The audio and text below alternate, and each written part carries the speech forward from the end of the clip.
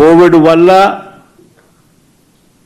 దేశం కాదు ప్రపంచ ఆర్థిక పరిస్థితులన్నీ కూడా అతలాకుతలమైన పరిస్థితులు, రాష్ట్రంలో కూడా అతలాకుతలమైన పరిస్థితులు, రాష్ట్రంలో రావాల్సిన ఆదాయాలు తగ్గిన పరిస్థితి, రాష్ట్రంలో అనుకోని ఖర్చు పెరిగిన పరిస్థితులు.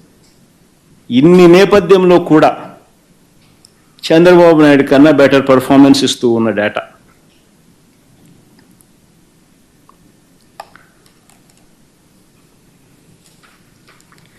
నిజంగా వాస్తవాలు ఇలా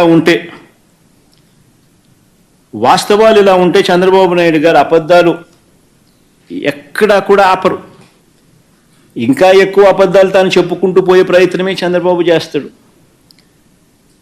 ఇవన్నీ చెప్పుకుంటూ చంద్రబాబు నాయుడు ఇంకా ఒక అడుగు ముందుకేస్తే చెల్లించాల్సిన బిల్లులు ఉన్నాయి, చెల్లించాల్సిన బకాయిలు ఉన్నాయి అని కొత్తగా ఏదో ఇప్పుడే తానేదో ఈ ప్రభుత్వంలో మాత్రమే ఇది జరిగింది అన్నట్టుగా చంద్రబాబు నాయుడు గారు చెప్పుకొస్తా ఉన్నారు. నేను అడుగుతా ఉన్నా, ప్రతి ప్రభుత్వంలో కూడా ప్రతి సంవత్సరం కూడా బిల్స్ అన్నీ కూడా ఏదైతే అప్లోడ్ అయి ఉంటాయి, అప్లోడ్ అయిన బిల్స్ను న్యాచురలీ కొంచెం స్పిల్ ఓవర్ ఉంటాయి. ఇవన్నీ సర్వసహజంగా జరుగుతూ ఉంటాయి. పోనీ ఇదే చంద్రబాబు నాయుడు గారు తాను దిగిపోతూ మాకు ఎన్ని వేల కోట్ల రూపాయల బిల్లులు తాను బకాయిలుగా పెట్టిపోయాడు ఒకసారి చూద్దామా. మాకు ఇచ్చిపోయినాడు. ఒక్క పవర్ కంపెనీలకు ఇంతకుముందే నేను చూపించాను, ఇంతకుముందు స్లైడ్, ప్రీవియస్ స్లైడ్ చూపించామా. ఇంతకుముందు స్లైడ్లో పవర్ కంపెనీలకు మాత్రమే డిస్కాములు పవర్ కొన్నాయి. కొనిన ఆ కంపెనీలకు డబ్బులు ఇలా. చంద్రబాబు నాయుడు గారి హయాంలో అటువంటి డిస్కామ్ లయబిలిటీని 21,541 కోట్ల రూపాయలు, అంటే కరెంటు సప్లై చేసిన డబ్బులు ఇలా 21,541 కోట్ల రూపాయలు. అదొకటే. నెక్స్ట్ సైడ్కి పోదాం పమ్మ. అవి కాక చంద్రబాబు నాయుడు గారు పోతూ మాకు గిఫ్ట్గా ఇచ్చింది ఏం తెలుసా? ఇన్ని లైబిలిటీస్ 42,183 కోట్ల రూపాయలు లైబిలిటీస్ మాకు ఇచ్చిపోయినాడు, బకాయిలు పెట్టిపోయినాడు, మేం కట్టినాం.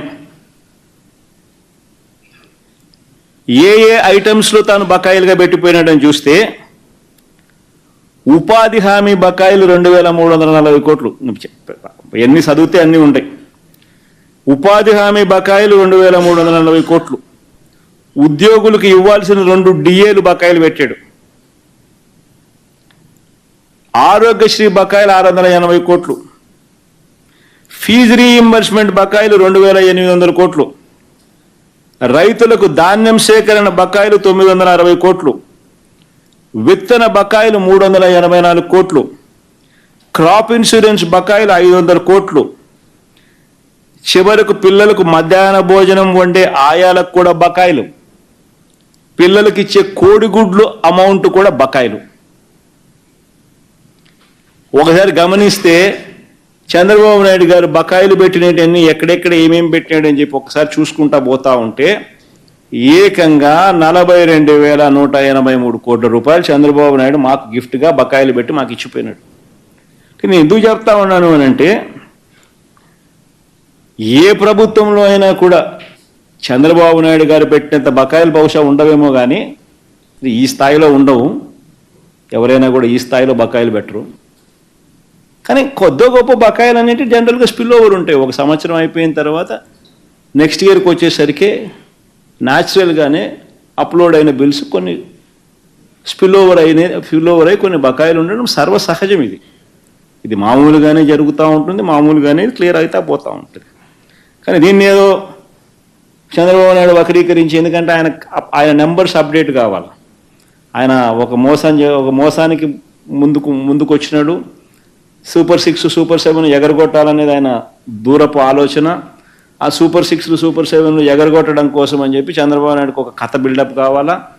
ఆ కథలో బిల్డప్లో భాగంగా రాష్ట్రం చాలా క్లిష్ట పరిస్థితిలో ఉంది అని చెప్పి రాష్ట్రానికి అపఖ్యాత పాలు చేస్తూ రాష్ట్రానికి ఒక బిల్డప్ ఇవ్వాలా. ఆ బిల్డప్లో భాగంగా చంద్రబాబు నాయుడు చెప్పుకొచ్చే అబద్ధాలు చెప్తూనే ఉంటాడు. కానీ వాస్తవాలు ఇవి.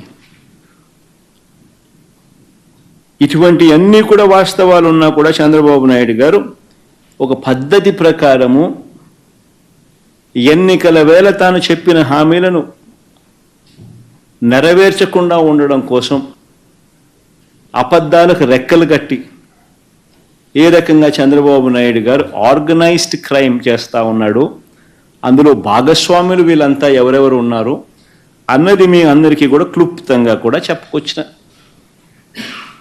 బాగానే అర్థమైంది అనుకుంటా. అందరికీ కూడా సుదీర్ఘంగా వివరణ ఇచ్చిన. ఇంకా అలా ముందుకెళ్దాం. ముందుకెళ్లే విషయంలో నిజంగా చంద్రబాబు నాయుడు గారి పరిపాలన ఒకసారి గమనిస్తే ఇలా ప్రచారాల్లో ముమ్మరంగా చెప్తా ఉంటారు 2014 నుంచి 19 మధ్య దేశ జీడిపిలో రాష్ట్ర వాటా. మామూలుగా రాష్ట్రంలో సంపద సృష్టిస్తారు.